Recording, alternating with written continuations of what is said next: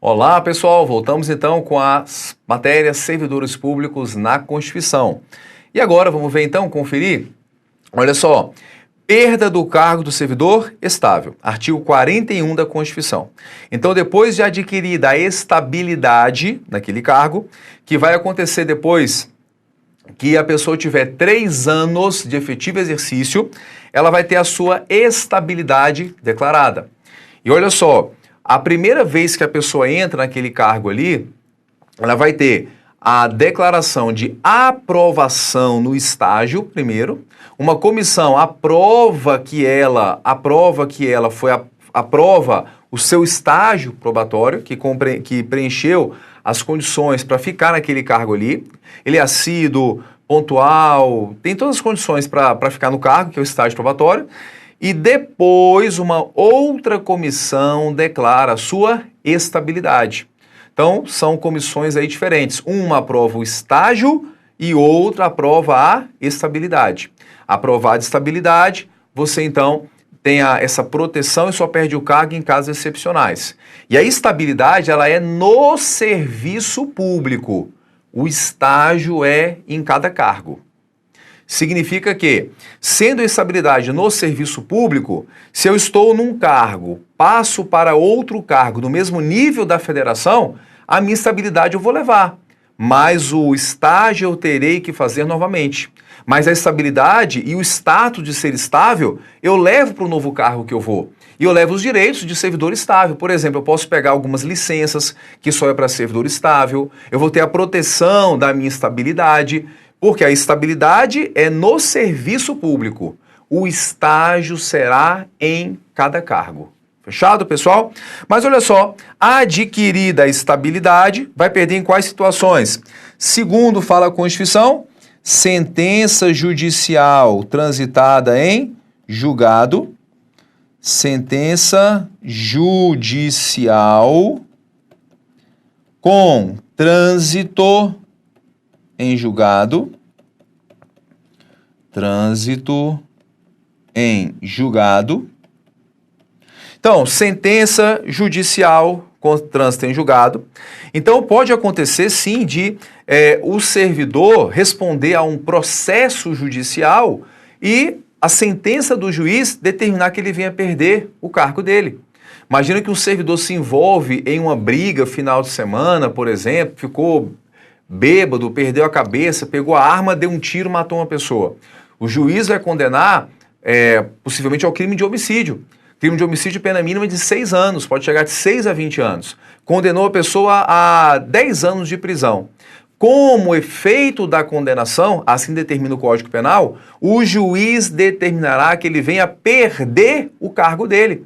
E quando isso chega na administração, só chega assim, chega um ofício que fala, em razão da decisão judicial de número tal, que vem junto, ao ofício, o servidor terá perda do cargo declarada. E aí o órgão da administração não tem nem opção a não ser declarar que aquele servidor perdeu o cargo dele em razão de decisão judicial transitada em julgado. Processo transitou em julgado, processo acabou, servidor perderá o cargo dele. Lá na PGFN, às vezes chega decisão judicial contra servidores do Ministério da Fazenda determinando que perca o cargo. Às vezes acontece isso também, certo? É um fato que leva a que ele venha perder o cargo. Sentença judicial condenatória a uma pena maior do que 4 anos, o juiz determinará, como efeito da condenação, que ele venha perder o cargo dele.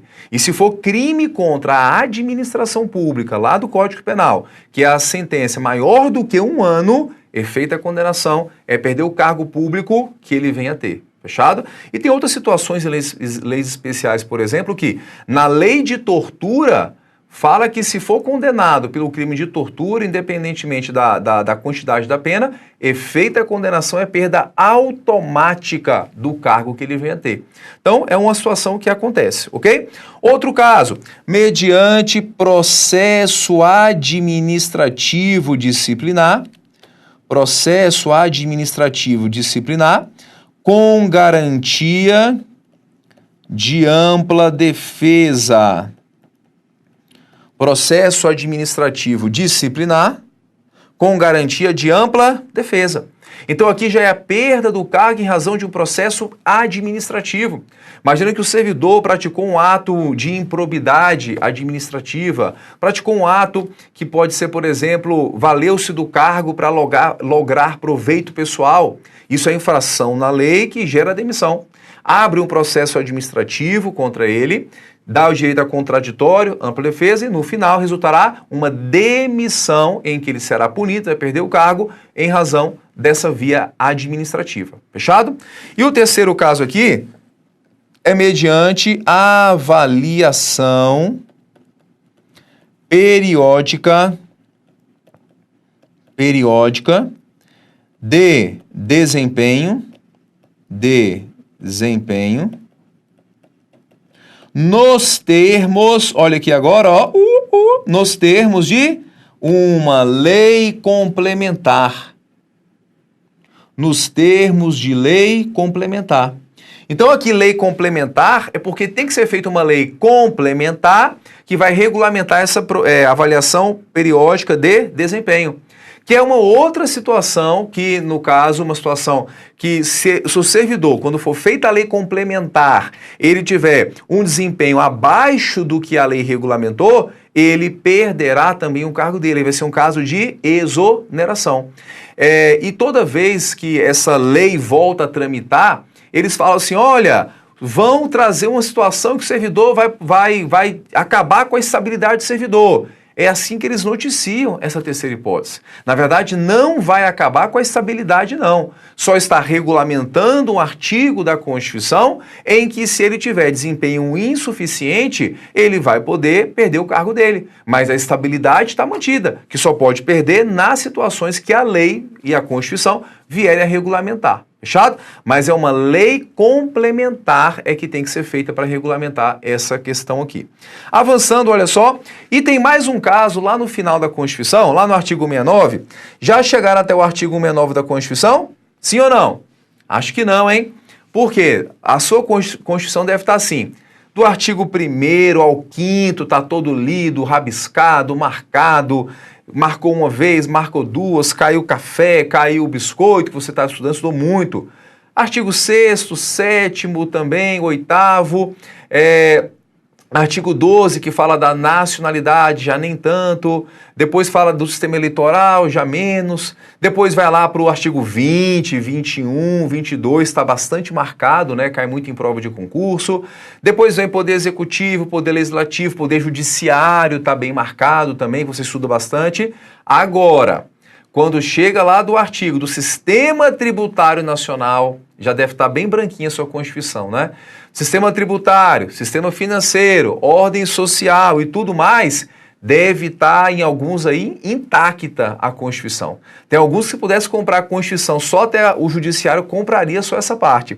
Mas olha só, lá no final da Constituição, no artigo 69, fala que o servidor tem mais um caso ali que ele pode perder o cargo, que é quando o Estado gasta mais do que pode com o seu pessoal. Se ele gastar mais do que pode da sua receita corrente líquida com o pessoal, ou seja, está gastando demais a receita para pagar pessoal, está excedendo os limites, o estável pode chegar a perder o cargo também.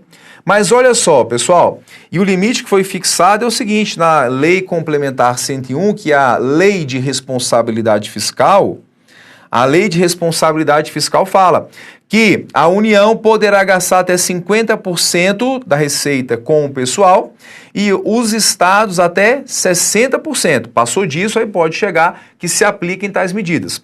Mas o que vai acontecer primeiro? Primeiro, exceder os limites aqui, que a gente colocou. Primeira coisa, reduzir 20%, pelo menos, dos cargos em comissão e das funções de confiança. Então, se você reduz os cargos em comissão e função de, de confiança, fez a redução de pelo menos 20%, ficou dentro do limite, ninguém mais vai perder o cargo. Maravilha, resolveu a situação. Se não for suficiente, qual que é o segundo passo? Vem para a tela. Segundo passo, então primeiro é esse, exoneração dos não estáveis. Quem não é estável vai perder o cargo primeiro. E se isso não for suficiente, Aí chegou na exoneração dos estáveis. Aí agora as cabeças vão rolar. Exoneração dos estáveis. Aí é o salve-se quem puder. Então, pessoal, nesse caso aqui, aí sim, começa quem tem a estabilidade ser exonerado nesse caso aqui. Só que fala a Constituição. Servidor, não fique triste, porque eu tenho uma maneira de compensar você. Se você for mandado embora porque o Estado gastou mais do que podia, você vai ser indenizado. Como? 1 mês de remuneração por ano de serviço. Então o cara ganha 5 mil reais, 5 mil, e ele trabalhou aqui no caso durante 5 anos. O cara ficou rico, pessoal. Vai ganhar quanto? Vai ganhar 25 mil reais de indenização. Olha só, pessoal. Dá para ele, no caso aqui, se for um homem, se o caso, né, homem gosta de carro, dá para ele dar entrada num Ford Ka e comprar um Ford Ka, pessoal. Se for mulher, dá para dar entrada numa bolsa, dá para dar a primeira parcela da bolsa aí, tá rico. Então a Constituição estabelece, brincadeira, viu, pessoal, com todos nós aí, porque carro tá caro, bolsa é caro, e a indenização aqui ficou ruim, não é? Não é a indenização que vai compensar, né, você ter estudado, ter passado, não, mas tá dando alguma coisa, né? Então, indenização, 1 mês de remuneração por ano de serviço, e fica vedada a criação de qualquer cargo, emprego ou função com atribuições iguais ou semelhantes desse cargo que foi extinto pelo prazo de 4 anos. Para também não ser uma sacanagem total, né? O cara estudou, passou no concurso, é estável, depois de 5 anos, o cargo dele foi extinto. E aí, no ano seguinte, já faz novo concurso para o mesmo cargo? Não pode. Então, 4 anos sem poder contratar para cargo, emprego ou função semelhante àquele que foi extinto. Nunca vi isso acontecer, não tenho notícia, tá? Não se assuste, mas está na Constituição, mas se aplicado mesmo, eu nunca vi. Quando faz aquelas medidas que a gente já comentou, já consegue reduzir e aí realmente fica por ali mesmo, tá bem? Então vamos lá, olha só, avançando. Cuidado que tem a diferença na Constituição de demissão e exoneração. Demissão representa uma punição. É ato punitivo. E a exoneração não tem caráter punitivo não, pessoal. Não tem. Então, quando falar você foi demitido, é porque você praticou algum ato ilegal. Vai sofrer um PAD e no final vai ter a demissão. Exoneração não tem caráter de punição. Então, olha só, quando você fala desse caso aqui, ó, você vai ao final ser demitido, vai sair uma portaria, se for do ministério, do ministro demitindo você em razão da sentença. Se for mediante PAD, também é uma demissão. Só que nesse caso aqui é uma exoneração. Por quê? Você só não tem um desempenho bom, você só não tem qualificação, você teve um desempenho ruim, você não está sendo punido porque você praticou uma infração. Então, no terceiro caso aqui é exoneração, e nesse aqui também, ó, é uma exoneração, porque o Estado gastou mais do que podia e você acabou perdendo o seu cargo. Você não, né? Outra pessoa, que isso não vai acontecer com você nem com ninguém, se Deus quiser. Então, a demissão não, ela é punição mesmo, a exoneração não tem caráter de punição. E olha só, quando vai acontecer exoneração? Pode ser a pedido, a pessoa pede para sair, tem um cargo efetivo, cargo do concursado, não está satisfeita, não gostei, quero sair.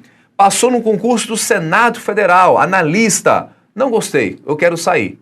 Tem que fazer um exame de sanidade mental nessa pessoa, né, pessoal? Passou num concurso desse, nunca vi também acontecer, chegar numa situação dessa, mas pode. O servidor solicita e o órgão vai deferir a exoneração que ele solicitou. Ou então pode ser do cargo em comissão, vamos falar dele já, que é aquele de livre nomeação e livre exoneração. Pessoa pede para sair, ela vai sair, ou então quem fez a indicação fala, não estou gostando mais do seu trabalho, exonera ele do cargo em comissão, tá bem? E pode ser exoneração de ofício, é a pessoa que passou no concurso e não foi habilitada no estágio probatório, ou seja, inabilitação no estágio, Reprovou no estágio, exonera, não é demissão. Cargo em comissão, a gente comentou, a critério de quem indicou, pode exonerá-lo.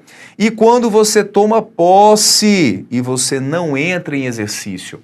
Então, quando você tomou posse, mas não se apresentou para trabalhar, é caso de exoneração. Exonera você da função, do cargo. Agora, olha essa dica aí, ó. Pessoal, se você foi nomeado e não tomou posse, acontece o quê? Hein?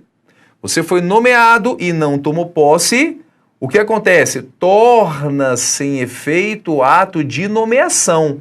É tornar-se em efeito o ato de nomeação. Essa é a expressão correta.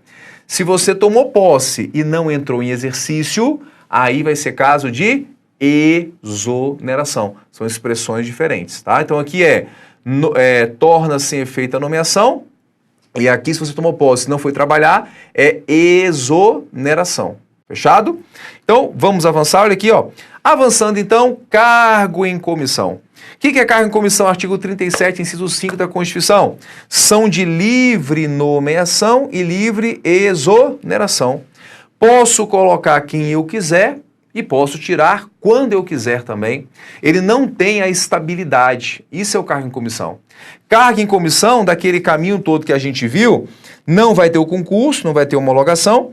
Cargo em comissão, ele vai ter a nomeação para o cargo em comissão, vai ser nomeado sim, vai sair diário oficial o nome dele.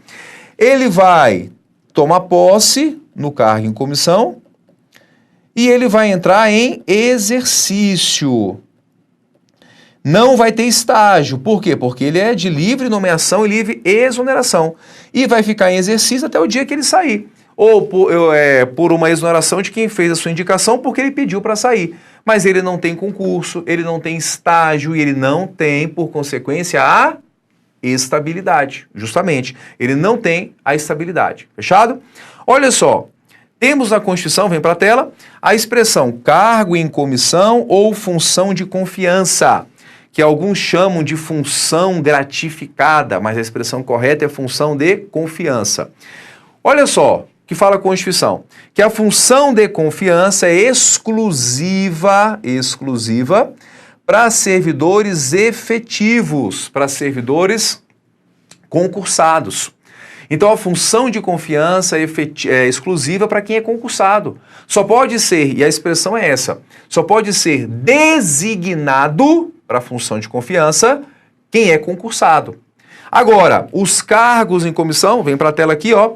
Cargo em comissão, diz a Constituição, que a lei reservará um percentual dos cargos em comissão para servidores da carreira. E o restante eu posso colocar quem eu quiser, inclusive quem não fez concurso público. Então, na lei do Judiciário Federal fala assim, pelo menos 50% dos cargos em comissão do Judiciário tem que ser para a carreira, tem que ser para alguém do Judiciário. Então, se eu tenho 100 cargos em comissão no STJ, pelo menos 50 deles tem que ser para servidores do Judiciário e os outros 50 eu posso colocar quem eu quiser. Posso colocar gente de outra carreira, posso colocar quem não é concursado, posso colocar mais servidores do Judiciário.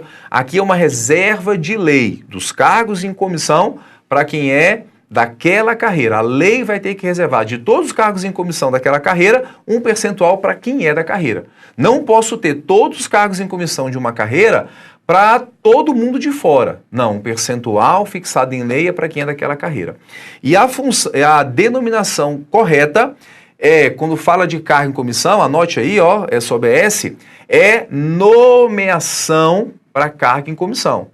Você vai passar num concurso, concursado, você assumindo um cargo em comissão, você vai ser nomeado para um cargo em comissão. Você é nomeado para o cargo efetivo.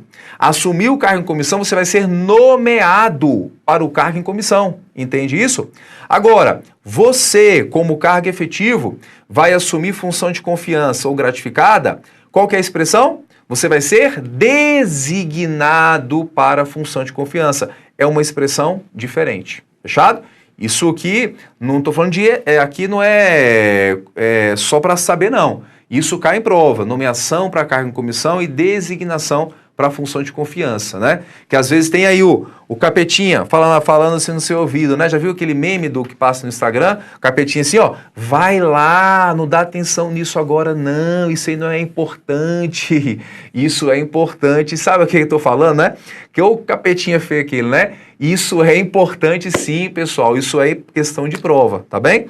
E olha só, outro detalhe interessante, tanto o cargo em comissão quanto a função de confiança é somente para quê? Função de direção, chefia e assessoramento. Então, para você ser nomeado para cargo em comissão ou designado para a função de confiança, é só se você tiver função de assessoria, que vai assessorar quem é chefe de um setor, ou assessorar quem tem função de direção, ou você vai ser diretor, ou você vai ser chefe, aí sim, para cargo em comissão, aí você pode criar cargo em comissão ou função de confiança, tá? Me disseram uma vez que tinha no Senado uma fisioterapeuta que ela foi nomeada para o cargo de fisioterapeuta, e inclusive porque na época o presidente do Senado era avô dessa pessoa. Só que ela não foi para ser chefe do setor, ela foi para fazer a função técnica. Não podia. Se ela fosse ser chefe do setor de fisioterapia, era uma coisa, função de chefia até poderia ter um cargo em comissão. Agora, para fazer a função técnica, isso não poderia ter, era uma situação de ilegalidade. Nem poderia ter hoje, até porque tem a vedação ao nepotismo. Então, com o nepotismo já não seria possível, mas o nepotismo só foi criado ali em 2005, 2006, que houve uma determinação realmente vedando. E olha só, por falar em nepotismo, súmula vinculante 13 do Supremo Tribunal Federal, que veda a nomeação de cônjuge, de companheiro, de parentes até o 3º grau, para cargo em comissão ou para função de confiança. Então, a súmula vinculante 13 vai trazer esta vedação de designação para cargo em comissão ou para função de confiança, tá bem? E olha só, na tela, vem comigo mais uma vez para quase encerrar, cargo vitalício. Cargo vitalício é o que dá maior proteção de permanecer naquele cargo ali. Porque cargo vitalício a pessoa adquire a vitaliciedade. Adquire a vitaliciedade. E cargo vitalício, então ele vai ter a vitaliciedade e ele só vai perder um cargo em uma situação: sentença judicial transitada em julgado. Quem tem cargo vitalício só perde nesse caso o cargo: sentença judicial com trânsito em julgado. Não pode perder cargo mediante processo disciplinar, não. Só que o cargo vitalício são cargos excepcionais. São somente aqueles que a Constituição Federal vier a designar, vier a criar. Por exemplo, cargo de juiz, cargo de promotor, são cargos vitalícios. É mais do que estabilidade, é vitaliciedade. Estabilidade, a gente viu quais são as situações que ele pode perder o cargo. Na estabilidade. Na vitaliciedade, é um caso só, que ele perde o cargo e ele sai fora mesmo. Decisão judicial transitada em julgado. Processo administrativo não vai poder. Então quer dizer que um juiz, se ele praticar uma infração administrativa, o que ele pode receber de punição?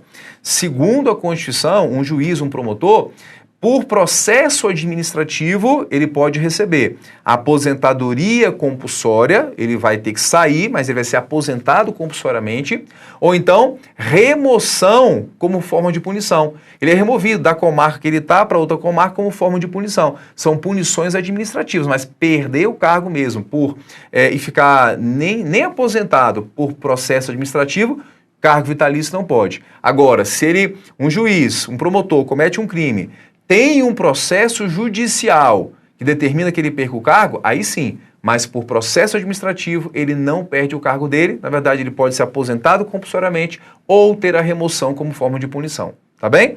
E olha só aqui, temos mais uma situação, falando dos temporários. Temporário, vê aqui que não está como um 4º cargo não. Temporário, ele só tem uma função. Ele exerce a função de temporário, artigo 37, inciso 9 da Constituição, que é para atender necessidade temporária de excepcional interesse público, que, se for um temporário federal, ele é regido pela Lei 8745/93, que traz quais são os seus direitos e obrigações. Então, o temporário, ele não tem cargo, ele tem uma função de temporário, é o médico temporário, o professor temporário, e os direitos e obrigações vão estar nessa lei, né, se for para temporário federal. Lei 8745/93. Entende isso aí, pessoal? E outra coisa, quem é que vai julgar um eventual litígio do temporário com a administração pública, hein? Se for um temporário federal, que é contratado pela União, um médico temporário federal, contratado pela União, quem vai julgar essa questão do contrato? Ele fala que tem direito a um prazo de férias, a União fala que não tem e não quer pagar. Ele vai entrar com uma ação judicial para questionar isso aí. Onde que ele entra com a ação? É na justiça trabalhista? Sim ou não, pessoal? Sim ou não? Pessoal, o STF entende que isso não é justiça do trabalho. Isso é a justiça comum quem vai julgar a relação do temporário. Então, temporário federal, justiça federal quem vai julgar.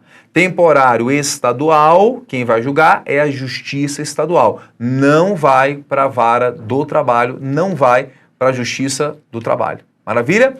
Então, terminamos aqui os tipos de cargos públicos e até o próximo bloco. Até lá.